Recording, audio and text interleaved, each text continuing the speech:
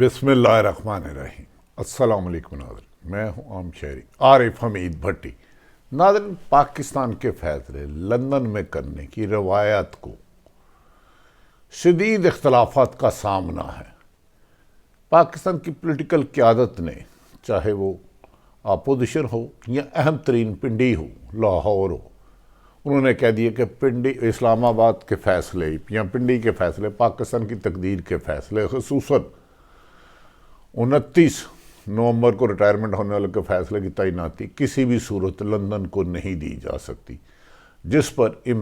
نواز سابق وزیر اعظم نواز شریف کے نامزد کرنے پر اعتراضات لگ گئے اور مایوسی کے عالم میں وزیر اعظم پاکستان شہباز شریف اب سے کچھ دیر پہلے گھر سے ایئرپورٹ کی طرف روانہ ہو گئے اور کل اس سلسلے میں وہ اہم ملاقاتیں پاکستان میں پہنچ کے کریں گے، جبکہ نہایت ذمہ دار ذرائع کے مطابق سابق وزیر اعظم پاکستان عمران خان سے اہم ترین رابطوں کا سلسلہ تیز کر دیا گیا ہے اور انہیں بتایا گیا ہے کہ ہم جلد الیکشن کرنے کے لیے اپنا کردار ادا کر رہے ہیں، تاہم کچھ رکاوٹیں ہیں جنہیں گفتگو شنید سے حل کر لیا جائے گا۔ عمران خان نے واشگاف جواب دیا ہے اہم ملاقاتوں میں اور اس کے بعد اہم ملاقات میں کہ میرا صرف اور صرف ایک ہی مطالبہ ہے، آرمی چیف جسے مرضی تعینات کیا جائے، لیکن اس کا حق کسی اشتہاری مجرم کو، کسی جرائم پیشہ شخص کو دینا ناممکن ہے، تاہم میرا کوئی فیورٹ نہیں۔ اس پر جو بھی ہوگا، مجھے صاف شفاف الیکشن کے لیے جدوجہد کر رہا ہوں، میں اپنی اقتدار حاصل کرنے کے لیے نہیں کر رہا، جس پر انہیں یقین دہانی کرائی گئی ہے کہ آپ کچھ دن انتظار کریں، کوئی نہ کوئی راستہ نکال لیا جائے گا اور موجودہ امپورٹڈ حکومت جو کہ معاشی اور سیاسی طور پر ملک کو چلانے میں مکمل طور پر ناکام ہو چکی ہے، اس سے جان چھڑا لی جائے گی۔ ناظرین، کہا جا رہا ہے پنڈی میں ہونے والی اہم ترین بیٹھکوں میں یہ فیصلہ کیا گیا ہے کہ ہمیشہ آرمی چیف کی تعیناتی آئین اور قانون کے مطابق ہوتی ہے، پہلے کچھ 5 یا 7 لوگ جاتے ہیں اور اس کا فیصلہ ہو جاتا اور کسی کو کانوں کان خبر بھی نہیں ہوتی، لیکن اس دفعہ جان کے اس تعیناتی کو متنازع بنا کے لیے مختلف خبروں کو چھڑوایا گیا، کبھی کسی کی کریکٹر اسیسینیشن کروائی گئی، کبھی یہ کہا گیا ایکسٹینشن دی جائے گی، یہ لفظ کہہ کے لوگوں کو ٹینشن پہنچائی گئی اور یہ مختلف حربے استعمال کیے گئے، لیکن بالآخر اس بات پر سیاسی اور اہم اداروں میں فیصلہ ہوا کہ وہ ملک کے فیصلے ملک میں ہوں گے، اور یہ اب حتمی فیصلہ ہو چکا ہے، کسی بھی صورت میں تعیناتی میں نئی نومبر میں ریٹائرمنٹ کے بعد کوئی بھی ایکسٹینشن نہیں دی جائے گی۔ اس کے بعد جان بوجھ کر سازش کے تحت لندن اور پاکستان سے بیک وقت مختلف ناموں کو متنازع بنانے کے لیے پروپیگنڈے کے پنڈورے باکس کھولے گئے۔ اس میں عمران خان صاحب نے واشگاف لفظوں میں کہا، اس کے بعد پرویز خٹک، اسد عمر دیگر نے، کہ ہمارا مقصد پاکستان کے آئینی اداروں کو مضبوط کرنا ہے، کسی بھی صورت ایک شخصیت کو مضبوط کرنا نہیں۔ اس پر عمران خان اپنے لانگ مارچ کی طرف توجہ دے رہے تھے۔ اس دوران 3 نومبر کو ان پر قاتلانہ حملہ کیا گیا اور انہوں نے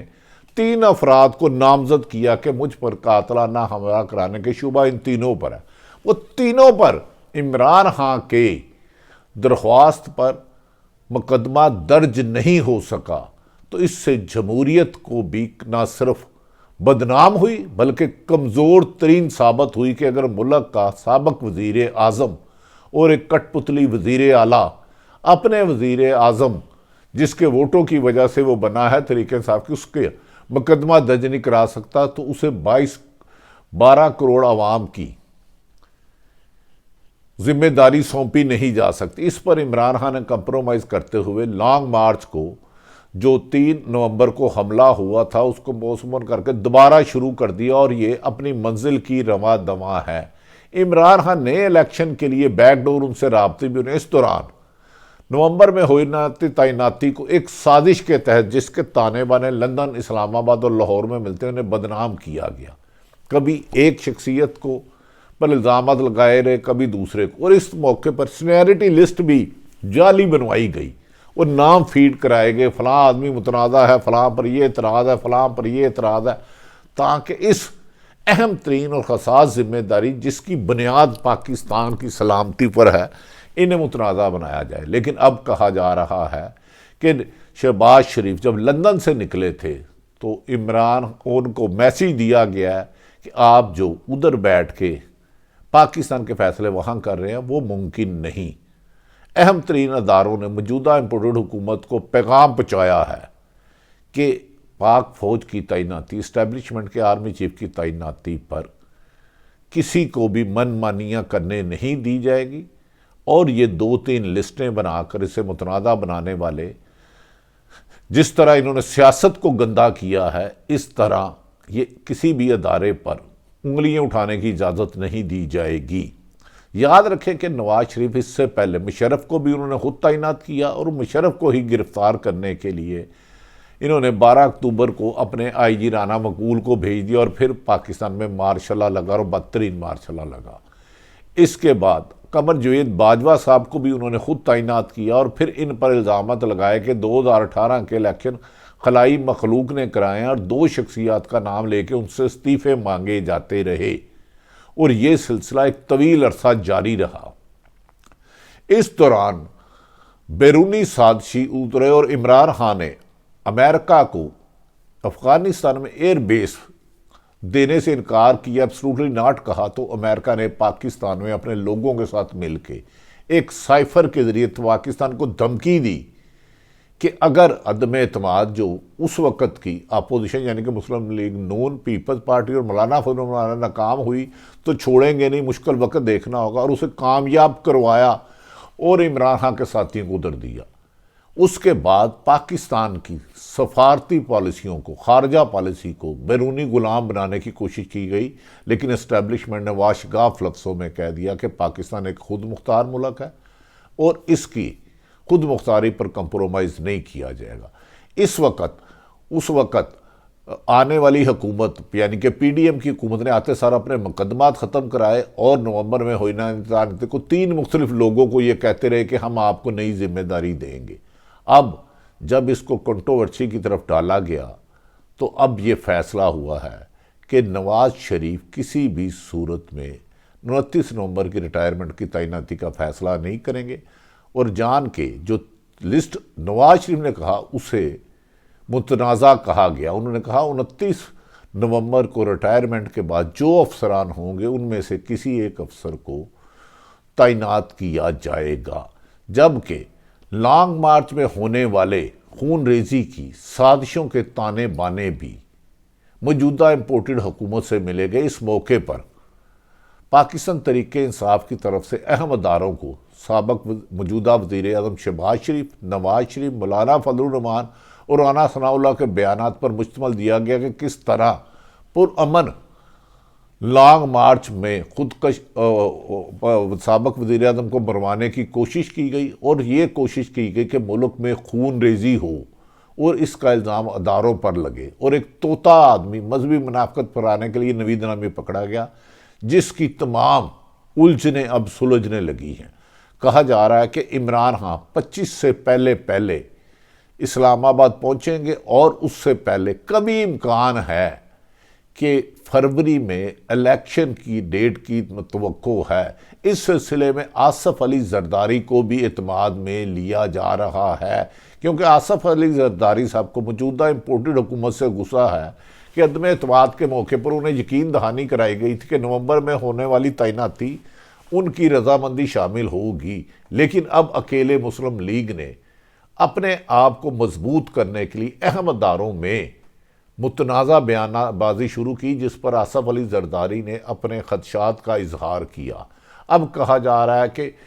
وزیر اعظم شہباز شریف گھر سے نکل پڑے ہیں، کل وہ آ کر کل اور پرسوں 2 دن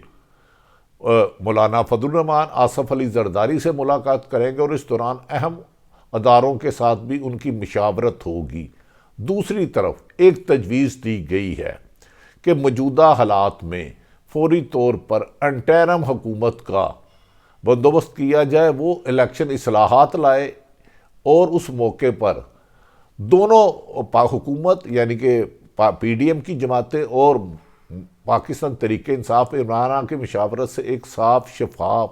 انٹرم سسٹم لا کے انتخابی اصلاحات کی جائے اور شفاف الیکشن کرایا جائے، اور اس میں یہ یقینی بنایا جائے گا کوئی بھی ادارہ سرکاری انٹرفیرنس نہیں کرے گا اور عوام کے منتخب نمائندے کو اقتدار دیا جائے گا تاکہ وہ ملک کو ترقی کے راستے پر گامزن چلے۔ ناظرین، یہ تجویز موجودہ حکومت کو اپنی شکست نظر آئی اور اس نے واویلا ڈال دیا۔ اسی لیے کہا جا رہا ہے کہ گزشتہ رات مولانا فضل الرحمان اور نواز شریف میں بات ہوئی، انہوں نے کہا ہم تو اہم تعیناتیوں پہ لڑ رہے ہیں، ادھر تو نئے الیکشن کی طرف حالات جا رہے ہیں، جس پر کہا جا رہا ہے نواز شریف اپنا پیغام شہباز شریف کے ذریعے بھیجیں گے اور آصف علی زرداری کو راضی کرنے کی کوشش کی جائے گی۔ تاہم دیکھنا یہ ہے کہ کیا واقعی ہی فروری مارچ میں الیکشن کرایا جاتا ہے یا اس ملک کو لانگ مارچ میں دوبارہ عمران خان پر مبینہ طور پر حملہ کر کے ملکی حالات کو تباہی کی طرف لے جا رہا ہے۔ دوسری طرف ناظرین، ارشد شریف کے قاتلوں کی گرفتاری کی بجائے کبھی ان پر تشدد ہوا، کبھی ان پر تشدد نہیں ہوا۔ ایسی بحث میں شہید ارشد شریف کے خون کے ساتھ غداری کرنے والے یاد رکھیں کہ شہید کا خون چھپتا نہیں، اور شہید کے ملزمان دنیا نہیں تو روز حشر میں عبرتناک سزا پائیں گے۔ ارشد شریف شہید کی ملزمان کی گرفتاری اور صاف شفاف تحریک چلانے کے مطالبات کرتے رہیں گے آخری دم تک۔ ارشد شریف کے قاتلوں کو، ذمہ داروں کو سزا دلانے کے لیے جدوجہد کرنا بھی ایک جہاد ہوگا۔ اللہ تعالیٰ پاکستان کا حامی و ناصر ہو۔ پاکستان زندہ باد۔